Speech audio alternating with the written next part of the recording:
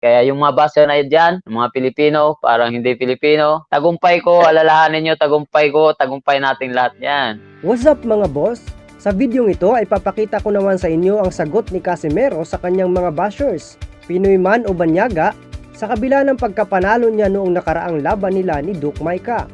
Pero bago ang lahat, kung hindi ka pa nakapag-subscribe sa aking munting channel, pakiclick mo muna ang subscribe button at i-click mo na rin ang notification bell para updated ka sa aking mga future videos na may kinalaman sa entertainment, tutorials, educational, information videos, at iba pa.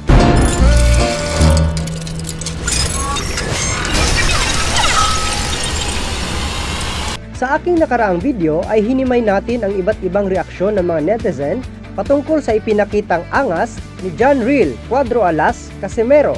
Ilan sa kanyang mga fans ay nagpakita ng kanilang suporta at paghanga sa kampiyon dahil sa angking galing nito pagdating sa suntukan sa loob ng ring at bilang isang idolo ng mga Pinoy sa pagdadala ng karangalan ng bansang Pilipinas sa larangan ng boxing. Sa kabilang banda naman ay inulan ng batiko si Casimero dahil sa kanyang ipinakitang kaangasan sa ring. NANI? Omae wa mou shindeiru. Maraming nagsasabi na fans daw sila ni John Real at bilib sila sa galing nito. Ngunit kailangan niyang bawasan ang kanyang yabang para mas lalo siyang mahalin ng mga tao. Hindi lang ito ang kanyang tinamong reaksyon mula sa mga netizen na nagpahayag ng kanilang galit sa boxer. You tripping, bro? Dahil hindi lang naman daw sarili niya ang daladala niya, kundi ang imahe ng buong Pilipinas. Ang mas matindi pa rito ay sinabi ng ilan na kay Inoue sila pupusta kapag matuloy ang kanilang match. Really, nigga? At ang ilan pa rito ay ipinanalangin na sana ay matalo siya, ma-knockout at mabasag ang kanyang panga sa gitna ng laban. What? Nang sa ganon ay humupa ang yabang ito.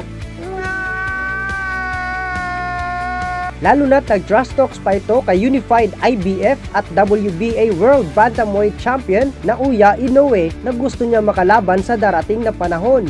Inoue! Come on, man! You are a monster?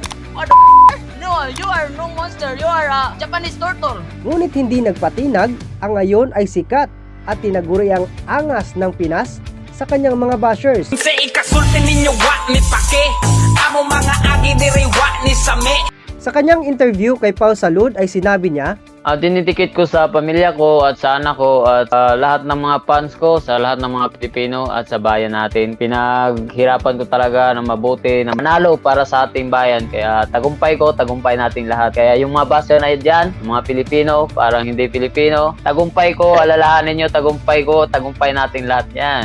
dagdag pa nito na kaya lang naman siya nag-push up ay para maipakita sa kanyang mga bashers na hindi siya mahina. Hindi, nagpa-post up lang ako kasi yung mga basher ko kasi. Pero ang mga bashers daw ang nagdagdag ng lakas ng loob niya para magpursiging manalo. Yung mga basher talaga yung kayo yung nagdagdag ng lakas ng loob ko, kaya ito para sa inyo. Push up lalo umingay. Ngunit garantiyan niya na mabait naman siya sa totoong buhay, lalo na sa mga nakakakilala sa kanya.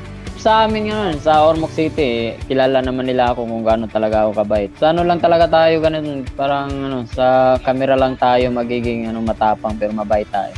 Nagsorry naman daw siya kay Maika pagkatapos ng laban para maipakita ang kanyang sportsmanship at tinanggap naman daw ito. I'm sorry, sabi ko, I'm sorry. This is the fight, only a sport. Don't worry. At meron din naman siyang mabuting mensahe sa kanyang mga haters. Mga haters ko talaga, sana masaya sila at kapag mag-boss sila, sana successful sila sa kanilang mga buhay. Anong masasabi niyo sa sagot na ito ni Casimero sa kanyang mga bashers? I-komento lang ito sa ibaba para malaman din naman ang side mo.